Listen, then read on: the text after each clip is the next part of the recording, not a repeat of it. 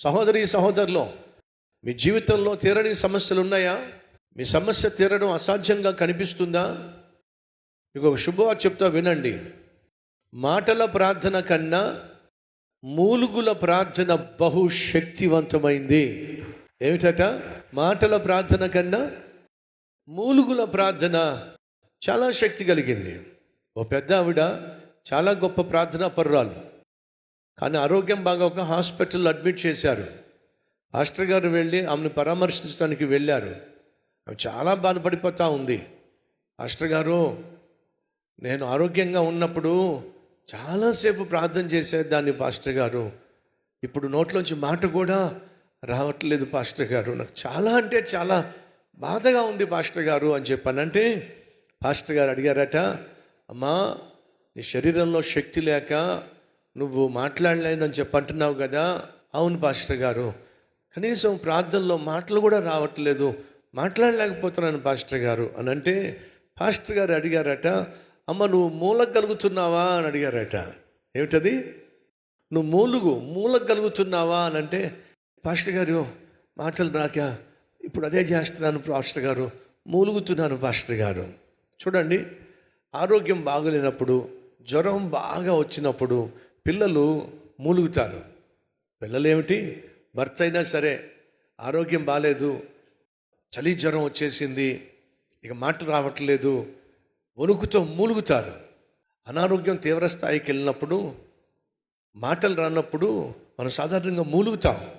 ఆ పాస్టర్ గారు చెప్పింది ఏంటి తెలుసా? అమ్మా, నువ్వు మాట్లాడలేనని చెప్పి అంటున్నావు, కానీ మూలుగుతున్నానని చెప్పావు కదా, ఆ మూలుగులు కూడా అర్థం చేసుకునే గొప్ప దేవుడమ్మా మన ప్రభు అయిన యేసుక్రీస్తు.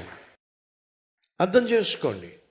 నీ జీవితంలో కష్టం గుండా వెళుతున్నప్పుడు, బాధ గుండా వెళుతున్నప్పుడు, కన్నీళ్ళు కూడా కరువైనప్పుడు నీకు తెలియకుండానే నీలోంచి మూలుగులు వస్తాయి. మాటల ప్రార్థన కంటే మూలుగుల ప్రార్థన బహుశక్తి కలిగింది. ఆ మూలుగులు ఎప్పుడు వస్తాయో తెలుసా? మాటల ప్రార్థన అయిపోయింది, కన్నీటితో ప్రార్థన చేయటం అయిపోయింది. ఆ తర్వాత ఇంకేం వస్తాయి చెప్పండి? మూలుగులు వస్తాయి. ఈరోజు మనలో ఎవరైనా ఉన్నారా?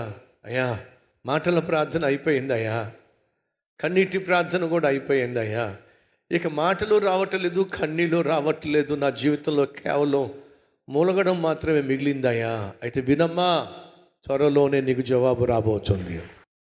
ఎందుకయ్యా అంటే, మాటల ప్రార్థన కంటే, కన్నీటి ప్రార్థన కంటే మూలుగుల ప్రార్థన బహుశక్తి కలిగింది. పరిశుద్ధాత్ముడట మనం ఎలా ప్రార్థన చేయాలో మనకు తెలియదు గనుక పరిశుద్ధాత్ముడు మనకు సహాయం చేస్తున్నాడట. చెప్పనా శక్యము కానీ మూలుగులతో ఆయన మన కొరకు ప్రార్థన చేస్తున్నట్టుగా బైబిల్లో ఉంది. ప్రియ సహోదరి సహోదరులు, ఈరోజు మన జీవితంలో ఏదైనా సమస్యని, ఆ సమస్యను చెప్పుకోలేనప్పుడు, దేవుని పాదాలు పట్టుకొని కన్నీళ్లు కార్చినప్పుడు, మూలిగినప్పుడు దేవుడు ఖచ్చితంగా జవాబిస్తాడు. ఆ మాట చదివిస్తాడండి. యోహాను సువార్త 11వ అధ్యాయం 33వ వచనం. ఆమె ఏడ్చుటయు, ఆమెతో కూడా వచ్చిన యూదులు ఏడ్చుటయు యేసు చూచి కలవరపడి ఆత్మలో, ఏమని చూడండి అక్కడ, ఆత్మలో మూలుగుచు అతన్ని ఎక్కడ ఉంచారు అని అడుగగా, ఆ తర్వాత ఏమని చూడండి, అడుగగా వారు, ప్రభువా వచ్చి చూడుమని ఆయనతో చెప్పిరి. యేసు కన్నీళ్ళు విడిచాను. మన ప్రభువు నువ్వు సంతోషంగా ఉన్నప్పుడు నీతో పాటు సంతోషిస్తాడు. నువ్వు కన్నీళ్లు కారుస్తున్నప్పుడు నీతో పాటు కన్నీళ్లు కారుస్తాడు. నువ్వు దిక్కుతోచని స్థితిలో ఉన్నప్పుడు ఆయన నిన్ను చేరదీస్తాడు. ఓదార్చే వాళ్ళు లేనప్పుడు ఆయన నిన్ను తన గుండెకు హత్తుకుంటాడు. అంత మంచి దేవుడు నేను ప్రకటిస్తున్న ప్రభు అయిన యేసుక్రీస్తు. సో సమాధి దగ్గరికి వెళ్ళాడు, మరియ కన్నీళ్లు చూశాడు, ఆయన ఏడ్చాడు, మూలిగాడు. సమాధి దగ్గరికి వెళ్ళాడు, లాజరు బయటికి రా అని పిలిచాడు. చచ్చిపోయిన లాజరు కాస్త బ్రతికి తిరిగి వచ్చేసాడు. అలా బ్రతికించుకుంది ఎవరో తెలుసా? కన్నీటితో ప్రార్థన చేసిన మరియా. ఆ మరియ కన్నీళ్లు చూసే యేసయ్య కూడా ఏడ్చేశాడు. సహోదరి సహోదరులు, మీ జీవితంలో ఏ ప్రార్థనకు జవాబు రాకపోతే కన్నీటి ప్రార్థనకు, మూలుగుల ప్రార్థనకు ఖచ్చితంగా జవాబు వస్తుంది. ప్రయత్నం చేసి చూడండి.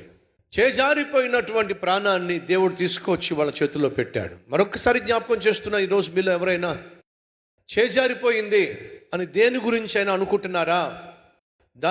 దాని సంగతి ప్రభువు చెప్పండి. అయ్యా, చేజారిపోయింది. ఉద్యోగం కావచ్చు, ఆరోగ్యం కావచ్చు, పొలం కావచ్చు, ఆస్తి కావచ్చు, వ్యాపారంలో లాభం కావచ్చు, ఆరోగ్యం కావచ్చు, బిడ్డ కాపురం కావచ్చు, వీసా కావచ్చు, ప్రమోషన్ కావచ్చు, లోన్ కావచ్చు, ఇల్లు కొనుక్కోవడం కావచ్చు, ఏదైనా సరే చేతికి వచ్చినట్టుగా వచ్చి చేజారిపోయింది అనుకోండి, నిరాశ నిస్పృహ సహజంగా ఉంటుంది.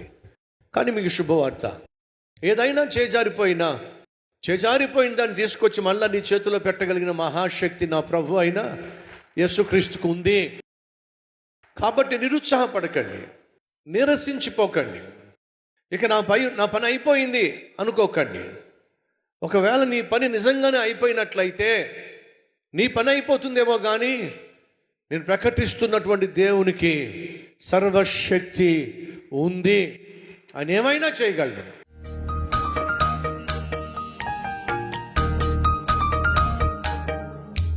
యేసయ్యా, నన్ను క్షమించయ్యా. యేసయ్యా, నన్ను బాగు చేయయ్యా. యేసయ్యా, నా కుటుంబము కట్టయ్యా. యేసయ్యా, నన్ను స్వస్థపరచయ్యా. యేసయ్యా, చదువులో విజయాన్ని ఇవ్వయ్యా. యేసయ్యా, నా భర్తను బాగు చేయి, నా భార్యను బాగు చేయి, నా బిడ్డలను బాగు చేయయ్యా. యేసయ్యా, నాకు ఉద్యోగం లేదు, దయచేయ్యా. యేసయ్యా, నా కుటుంబాన్ని కట్టయ్యా. ఆర్థికంగా చితికిపోయాను, లేవనెత్తయ్యా. యేసయ్యా, నన్ను కరుణించయ్యా. మా సంఘాన్ని కరుణించయ్యా. నీ మహిమను కనపరిచి, నీ కనికరము చూపించి అద్భుతమైన జవాబు దయచేయమని యేసు నామం పేరట వేడుకుంటున్నాం తండ్రి, ఆమేన్.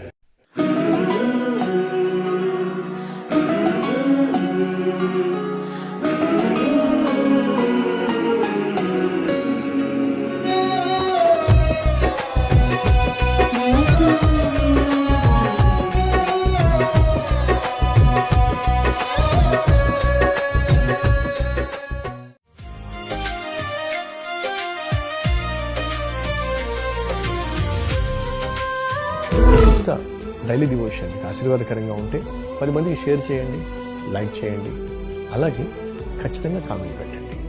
మళ్ళీ రేపు ఇదే సమయంలో మరొక అద్భుతమైన డైలీ డివోషన్తో మీ ముందుకు రాబోతున్నాను. అంతవరకు సరే.